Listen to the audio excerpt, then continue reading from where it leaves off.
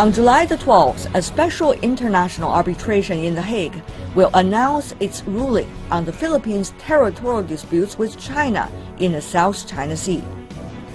The arbitration was unilaterally requested by the Philippines. China long made clear that it will not participate in the proceedings, nor will it accept the ruling regardless of outcome. But many have noted the issue at stake here extends far beyond the ruling itself. How might this precedent challenge the existing international legal system and impact current geopolitics in the South China Sea? I'm Tian Wei in the Chinese capital city, Beijing, hearing arguments from all stakeholders about the legality behind the arbitration and the ruling. What's the significance of the three frequently mentioned documents, DOC, COC, and UNCLOS? Does the arbitration have the jurisdiction to make such a ruling? Can the new Duterte administration handle its first high-pressure moment on the international stage? What will this arbitration and its aftermath mean for China's relations with the Philippines and the U.S.? Guan, Vice President of the China Institute of Contemporary International Relations, a well-known China-U.S. relations scholar. Zhou Bo, Senior Colonel in the Foreign Affairs Office of the Ministry of National Defense, representing a military perspective. John Carty, the Cheng Yutang Chair Professor of International Law at Tsinghua University. And Romel Balawi, Director of the Center for Intelligence and National Security Studies, via satellite from the Philippines.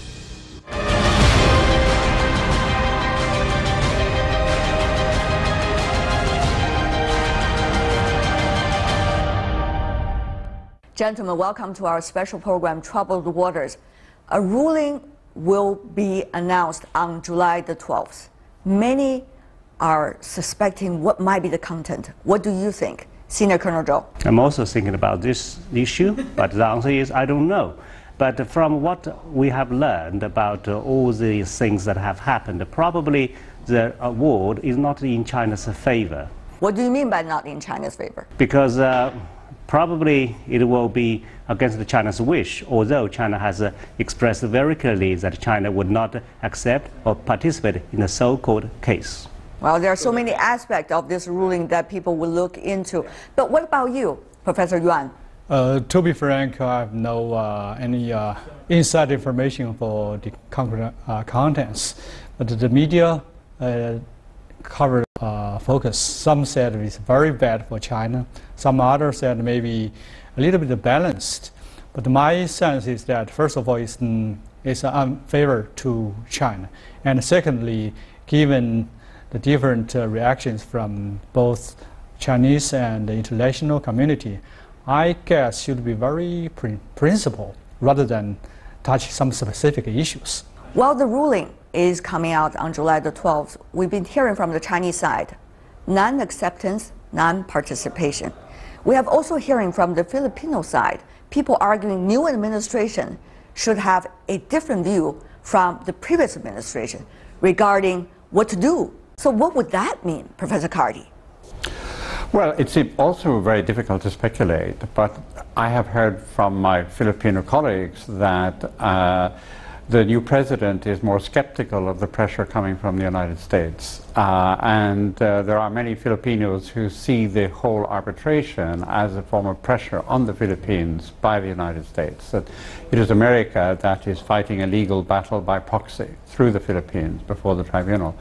So the new president has a long history of skepticism towards the United States. From now until the ruling comes out, there are likely to be a lot of things happening in between. And we've already interviewed a Filipino scholar. He talks both about the legality of this international arbitration and the possible ruling and its possible impact. Let's take a look. That's correct. In 1994, the Philippine government agreed to discuss this matter with China directly. But in 1995, China occupied Mischief Reef, and that really caused tremendous worries on the part of the Philippine government. But the Philippine government continued to talk to China bilaterally.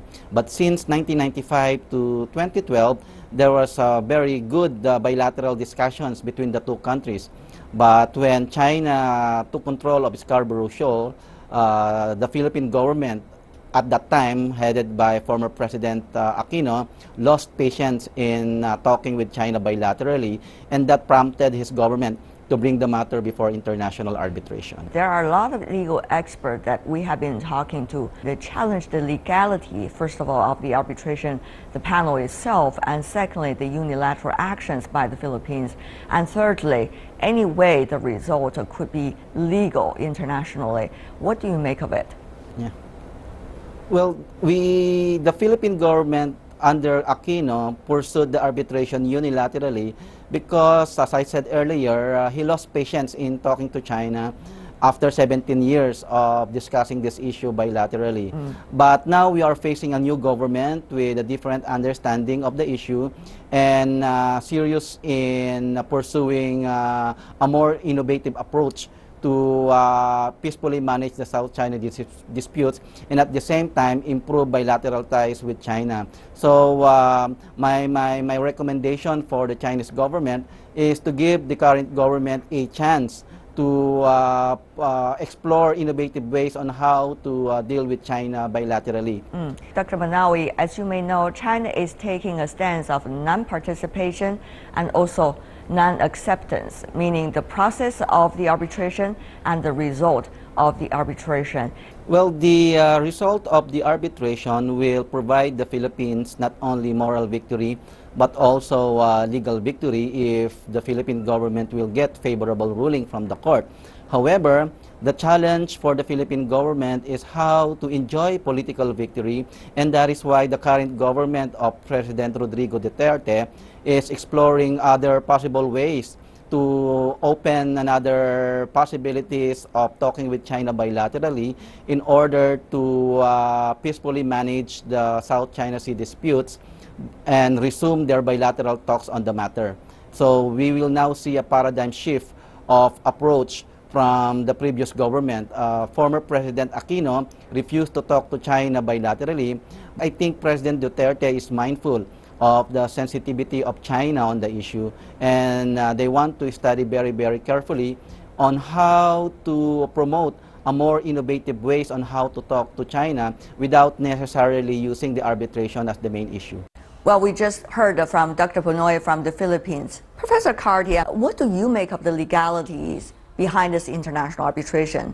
It is, as far as it goes. I mean, it is open to the tribunal to make an interpretation on a crucial question, which could have implications for sovereignty and maritime delimitation, which is the meaning of Article 121 of the Convention. That has a very ambiguous series of paragraphs about islands and rocks. Islands may generate economic zones and continental shelves, rocks may not. Now, if the tribunal decides that all of the Spratly archipelago are just rocks, then they would not be worth fighting over, even from a territorial sovereignty point of view. And the tribunal is could interpret this question and proposes to interpret this question as a question that is not affected by the issue who owns the islands or rocks. Right. Senior Colonel Zhou, I saw you attentively listening.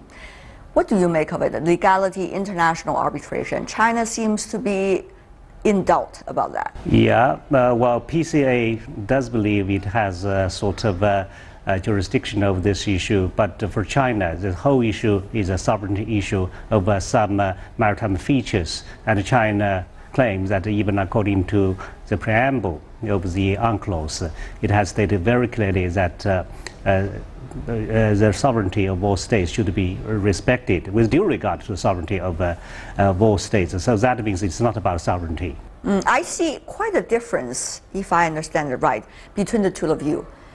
Senior Colonel Zhou seemed to suggest the legality of this international tribunal to begin with is questionable, and therefore anything out of this discussion might not be valuable at all. And what you, Professor Cardy, has been arguing is that the legality of this international arbitration is not necessarily questionable, and yet it really depends on what the ruling might be, what frames the arbitrators would use in order to discuss and come up with the ruling. So I see a very key difference between the two of you. Senior Colonel Zhou, your view here. Well, I think Professor has explained it in a different manner, but what I have been saying is the Chinese government does believe the Filipino government, the ex-government, was so crafty to put all this issue in a new package to claim that it's not about sovereignty, but China essentially believes all these are related to sovereignty issue. And because China has made it clear as early 2006, remember one thing very important.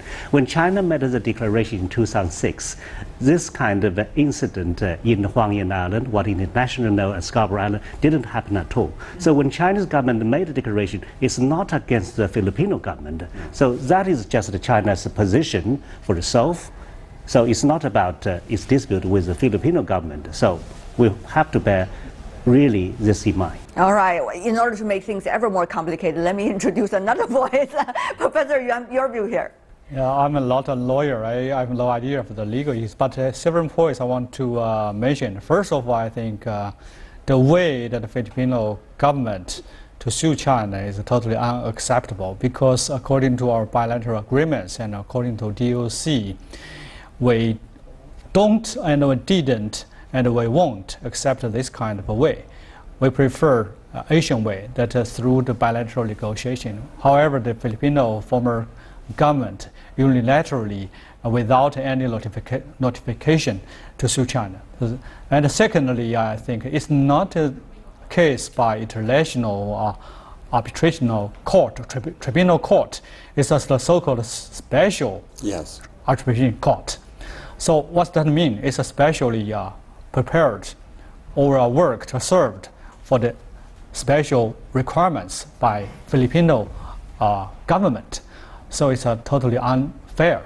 And thirdly, if it touches the sovereignty issue, it's totally illegal, because according to UNCLOS, according to Chinese agreements between China and ASEAN and Philippines, sovereignty issue won't be touched by this kind of a court. And fourthly, if it touches to just the islands of rocks or reefs, if it is islands or reefs and rocks, and long being resolved by UNCLOS and other kinds of laws, and also by the so-called historical rights for 1,000 years. So this special court has no right to decide which islands or rocks belongs to the so-called islands and reefs, only by court. Well, there are so many legal documents that all of you have touched on. For example, the DOC, the COC, the UNCLOS, all of these are abbreviations and complicated legal matters. May I have your talent and wisdom to help us understand a little bit more about that? Senior Colonel Zhou, maybe you are familiar with at least two of them, DOC and COC. What exactly are they?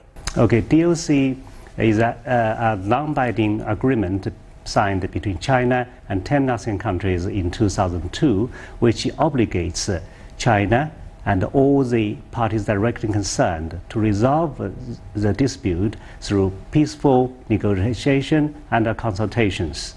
So that is DOC. About COC, it's actually a further step forward. Right now, China and ASEAN countries are negotiating COC. Right now, we already got the so-called early harvest of the first stage. Essentially, there are two products. One is all the diplomats should come into consultation if there is an emergent situation. The second thing is all the parties will make joint efforts to try to do salvage and disaster relief altogether. But why are they important, Professor Yuan, these two documents? This is a rule should be abided by all those 10+1 countries, means ASEAN countries and China. And the DOC means the declaration, and the COC means the code of conduct. It's a declaration of conduct.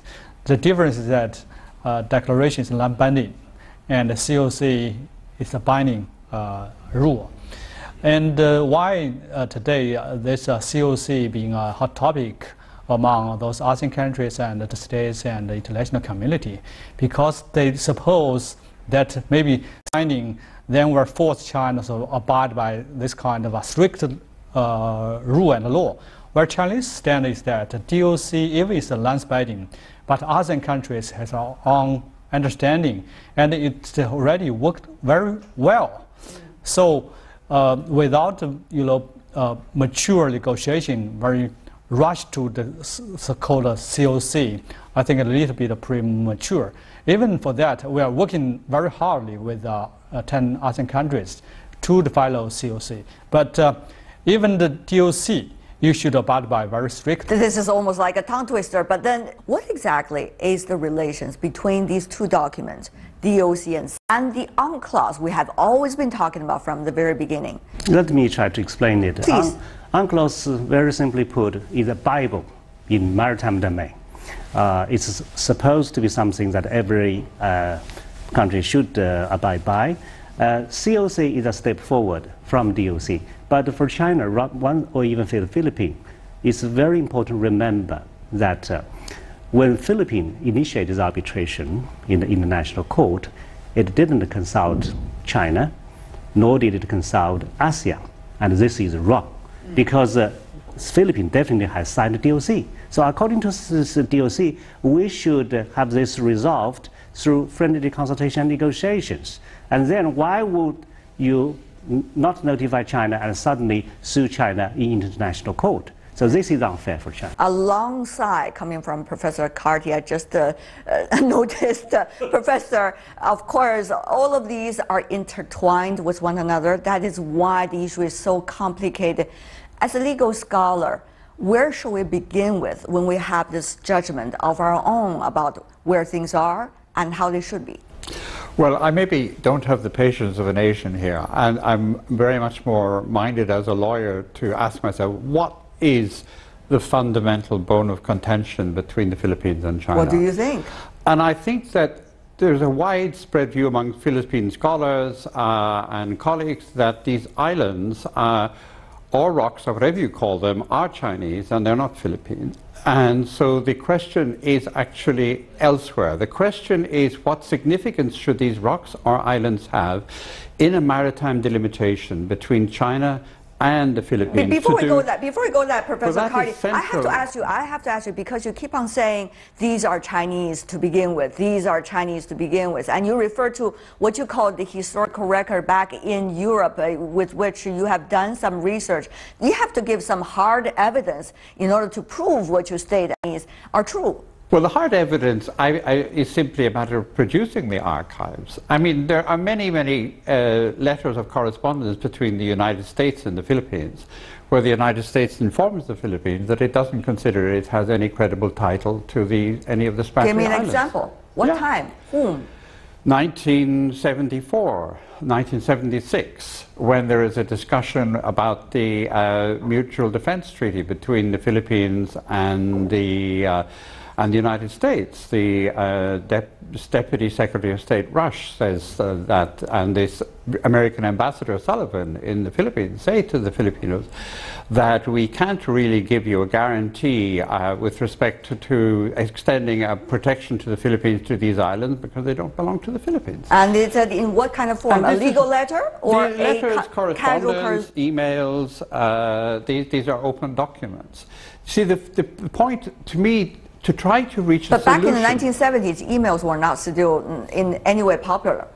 So people would ask you, Professor, is that what I mean cables. I beg your pardon. Okay. I made a mistake. They are All cables. right. And what about from the British government? Well, the British government has, its legal advisors in the 1970s have done a great deal of research on the whole question of the Spratlys and come to the conclusion that the entire Spratly Islands are Chinese. Why would they do that? Because the evidence from American hydrographers and French hydrographers and British hydrographers, that's official Navy records from the early 19th century, is that these islands have been frequented repeatedly and exclusively by Chinese fishermen. from Hainan Island over the whole Spratly region. But I want to get to what I think... Where did you get all of this information? Well, this is publicly available. You can get it on the internet. The British archival records are available on the internet. You just go into the Foreign Office and check the archival material. I see. Go ahead then. And the American material is available on the Foreign Relations of the United States. It's digitally available there. But I think this will not really resolve the dispute. The dispute would be from the Philippine point of view that their entire land mass cannot generate on its western coastline an effective economic zone or continental shelf because it comes up against the Spratly Islands belonging to the Chinese. Now, the Law of the Sea Convention there merely provides that where there is an issue of maritime delimitation, the two sides should sit down, negotiate, and work out an equitable solution. And there is definitely no right of any country to insist on compulsory arbitration. China has not merely excluded jurisdiction over territorial questions, it has also excluded jurisdiction over maritime delimitation. That is a very subjective matter of weighing all the different factors that two countries wish to take into account to reach a compromise with each other. And the Law of the Sea Convention foresees that as a bilateral negotiation among the parties. All right, Senior Colonel Zhou, your response to what Professor just said? Well, Professor has made a very good point. Actually, it reminds me of what the Chinese government has said. The Filipino government actually had no claims whatsoever regarding any of the rocks or islands before 1970. So what he said is exactly right. And the other point is we have no grudge against the international court. But if you look at all the cases in East Asia, there are only two cases that are found which are resolved through international arbitration. One is Singapore versus Malaysia, another is Malaysia versus Indonesia. What does that mean? That means in the whole big vast region, there are only two single cases where people try to go to court to resolve this issue. The thing is, if you agree to go to court, that is fine. Yeah. But in this case, China has made the declaration as early as 2006 with good reason. Then, without notifying China, with violation of DOC, without informing ASEAN, why would you do this bilaterally? And that is a special international arbitration. It's not even the international court that we are talking about. It's not the Law of the Sea Tribunal.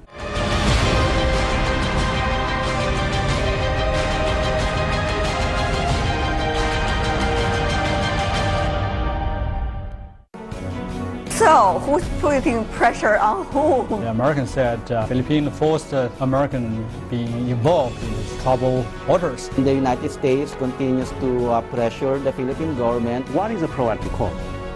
The Philippines' relationship with the United States or U.S. relationship with a major power in the world, China? It's very hard to prove American not playing a conspiracy theory. I don't think we can talk about conspiracy if we know what these intentions are. The proper resolution of these questions is not an arbitral tribunal, which is never suitable for resolving territorial issues. It is an international conference. After heavy shower, the grass will still grow, the flower will still bloom. This is not the end of the world. Professor Yuan, I have to go to you for this. What is this about? Is this about really the legal dispute between the two countries and it has to be resolved with a third-party involvement? Or this is really about something else? Professor, your judgment here. I think it's a very complicated case. If attached to sovereignty, it's illegal, because even UNCLOS is a low relation to touch the sovereignty issue. The sovereignty issue only can be resolved through DOC between China and Philippines bilaterally. If attached to the island's Rift Sea issue, I think has long been resolved already. So I think it's a complicated base. First of all, it's a geopolitical reason related to the sea power, sea rights in this troubled water area. And secondly, I think there are some political consideration behind that.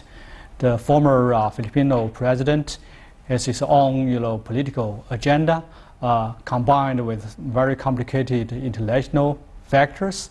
And finally, I think maybe some outside factors are deeply involved into this troubled water. For example, rebalance by the United States, some other players like Japanese also very positively involved into this. So I think it's not purely a legal issue, but a very complicated international politics issue. Whether it is a legal issue or it's a geopolitical and political issue, we also asked that question to the Filipino scholar earlier we talked to. Let's hear what he had to say. Well, the South China Sea dispute is a very comprehensive and complicated issue. It has legal, political, and geopolitical considerations. What the Philippine government under Aquino was to address the legal aspect of the dispute, but the South China Sea dispute is inherently geopolitical. And I think it is in the aspect of geopolitics that President Duterte wants to be more prudent in making any actions after the arbitral ruling. He regards the arbitration case should not be a hindrance for the improvement of Philippines-China relations. How could the Philippines thinking about repairing the relations? Well, the relations by the unilateral actions by the Philippines has already been brought to the lowest point. Based on my knowledge of the position of the current government, President Duterte already ordered his concerned officials not to harden the position of the Philippine government even after the arbitral ruling is released. Because if there is a hardening of position, that can also harden the position of China. And if there will be hardening of position of both sides, I don't think there will be a peaceful resolution of this issue. How do you think the Philippines would handle the situation after the arbitration? Whether it is its communication with the United States, which is one of your allies, vis-a-vis its relations with China? Well, that is in fact the major challenge of the Duterte government on how to promote a more prudent actions on the issue, because there is a reality that the Philippines remains an ally of the United States, and the United States continues to pressure the Philippine government to do strong actions on the issue after the arbitral ruling. At the same time, the South China Sea disputes and the issue of international arbitration have already been internationalized. So it's not only the American factor that the government of Duterte has to consider, but also other reactions from major powers, like, for example, Japan. Japan is also influencing the Philippines on this matter. So when it comes to its relationship with China, the Duterte government is faced with the reality that there is a pressure emanating from the United States and pressure emanating from Japan. So if China will do strong actions in the South China Sea after the arbitral ruling, it will compel the Duterte government to succumb to the pressures from these two major powers. But Dr. Banawi, as you may know, it was the other way around as being portrayed by the United States. Washington was suggesting that your country's government was pressuring Washington to react. Yes, because the United States, as an ally of the Philippines, also has to assure the Philippine government that it will be truthful in its commitment to defend the Philippines if our interest is threatened by any major country. Because that's the reality. The Duterte government, I think, is pursuing the strategy of playing both sides, meaning improve relationship with China, sustain alliance with the United States, because the determining factor of his decision will be the interest of the Filipino people. It is national interest that will really determine the decisions of the Duterte government. Dr. Romel Banawi, the Filipino guest that we talked to. So, who's putting pressure on whom? There seems to be a different opinions even coming from the same person. Professor Yuan, when you were watching this, what's in your mind?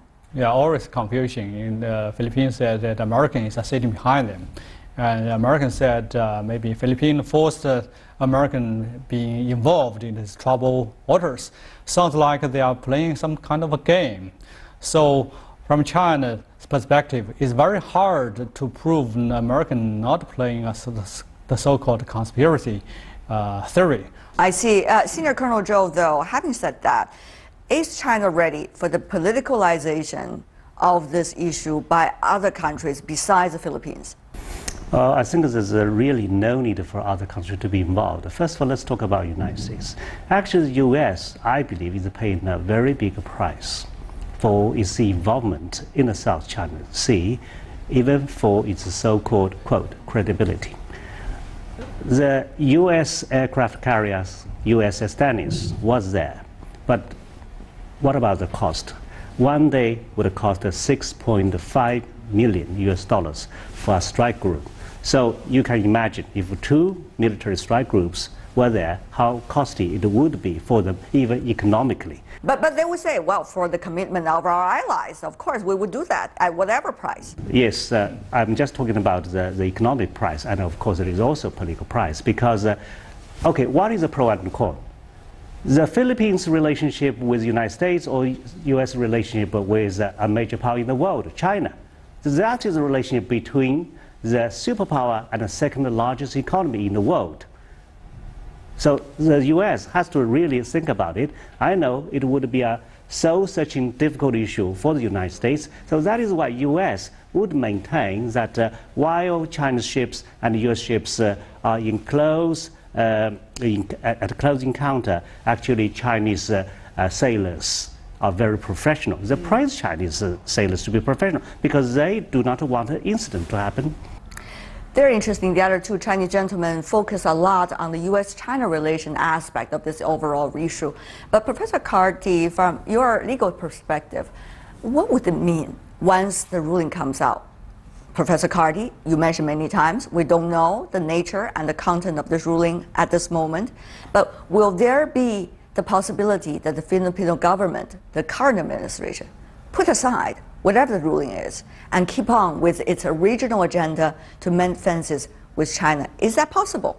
Well, that's not really a legal question. I mean, that's a speculation about what a politician is going to do. I would like to come in, if I may, with making what I think are more legal, a couple of more legal points. Basically, the desirable thing for the Philippines is to have a negotiation with China for an equitable maritime delimitation. I've said that already. But to come back to this issue of what American intentions are, I don't think we can talk about conspiracy if we know what these intentions are. And America has made it quite clear with its freedom of information and transparency of government since 1945, its position after the defeat of Japan was that China should not gain control of the Paracel and Spratly Island archipelagos. It didn't care who owned them. But the crucial issue is that they should not get into Chinese hands, because then China would have control over the South China Sea. And that is coming from where? That is coming from their archival records. Again, I'm sorry to be so boring about archival records, but archival records are the institutional memory of the country. And it's a mistake to regard the United States as concocting a new policy, a so-called pivot to Asia, a return to Asia. Its position on this question has been consistent for the last 70 years. That was back in the 1940s. What about the latest? Back in the 1940s.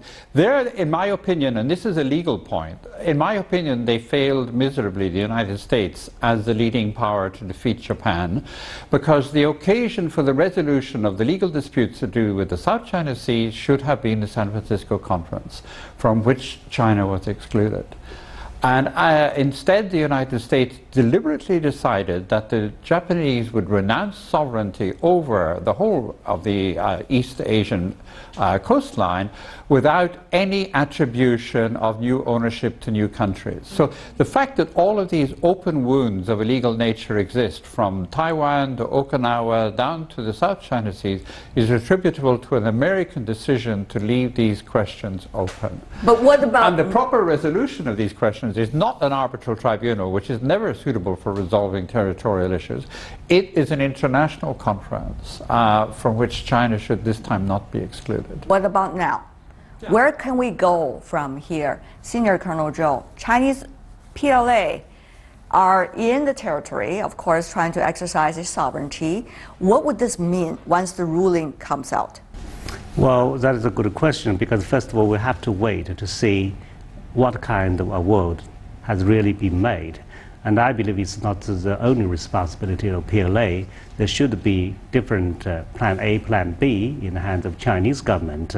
And we, as a simple-minded soldier, we just obey the instruction of the Chinese government to do whatever is needful. Well, the soldiers are obeying whatever is needed. What about scholars like you, Professor Yuan?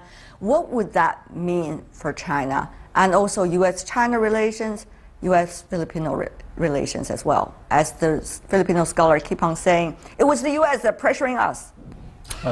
Very interestingly, recently I met several American officials and scholars that strongly argued that China should take this as an opportunity to improve the relations. First of all, they mean that you will face a new president in Philippines who is different from his predecessor. And secondly, the U.S. and China relations of President Obama is living in several months. So he also wants a positive legacy in U.S. and China relations. But I think it's good points. However, if China takes this as an opportunity, really depends on three conditions. First of all, what's the concrete contents in the arbitration case? Even though China said no acceptance, whatever it is. Yeah, it's if it's totally provocative and challenging to Chinese stand as a thing. It's relatively speaking, relatively balanced or soft. It's maybe impossible, but still wait and see. And secondly, how the new Filipino president handle it.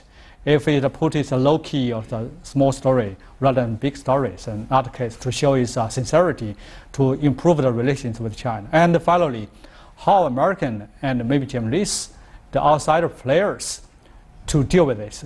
So make a very explosive news, a big story, or play a very low-key role to tend to another page to this issue.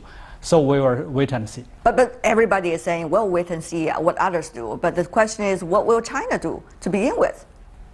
China will, first of all, will stick to our own stand, no acceptance and no participation, no change for that.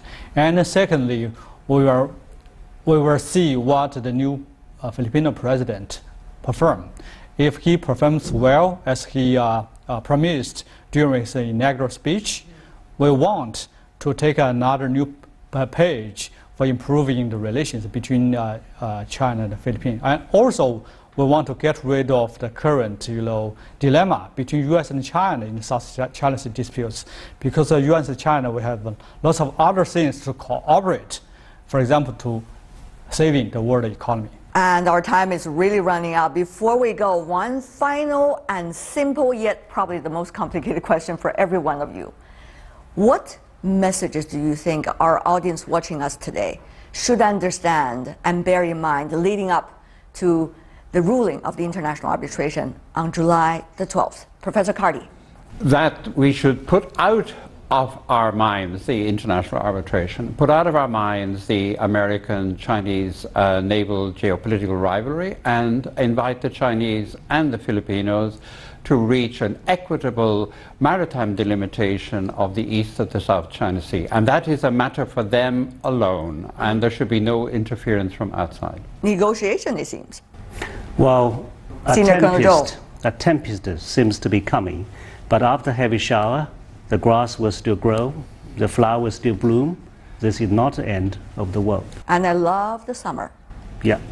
And Professor Yuan? Oh, let's get rid of the most strange arbitration case in the modern history as soon as possible, and back to the right track between China and the Filipino relations and U.S. and China relations, making South China Sea from troubled waters to peaceful waters as soon as possible. Yes, indeed. We need to roll up our sleeves and do some real work. Now, thank you so much, gentlemen, for being with us. Really appreciate it. Your input and also perspectives. We learned a lot. Thank you. And you've been watching Troubled Waters, a special program of World Insight focusing on the legality debate behind the international arbitration regarding territorial disputes in the South China Sea between China and the Philippines. I'm Tian Wei in Beijing. See you next time.